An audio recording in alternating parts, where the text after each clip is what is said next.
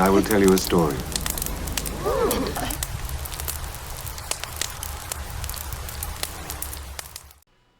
Welcome to another Catholic Context Microclip, where Catholic apologetic points are presented in short video clips.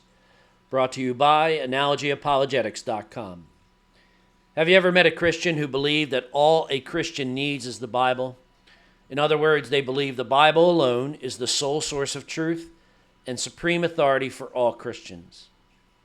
While there are several Bible verses used by Protestants to assert the Bible alone doctrine, it's safe to say that 2 Timothy chapter 3, verse 16 is the most frequently presented verse by Protestants to prove sola scriptura. For example, this webpage contains an essay published by a group called the Gospel Coalition, which is a fellowship of evangelical communities. And part of the essay is meant to support Bible alone, or in other words, sola scriptura. Predictably, they used 2 Timothy to support their claim. And later on, they assert that only Scripture is a Christian sufficient authority. Yet if one goes to 2 Timothy expecting to find proof of the Bible alone doctrine, they will definitely be disappointed. The verse simply states Scripture is divinely inspired and profitable to grow in holiness. Protestants read into this verse a word, which is alone, when the word is not even implied. It takes an extreme amount of interpretation gymnastics to extract a Bible alone doctrine from this verse. Yet, while doing this, Protestants ignore explicit Bible verses that prove the Catholic Church's position on sacred tradition and sacred scriptures taught by a visible authority.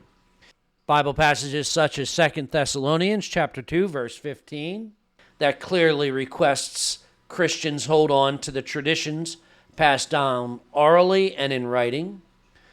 Other passages, such as found in Matthew 28, where Christ, in the moments before his ascension, directs them all to teach all that he had commanded them, and that he will be with them until the close of the age.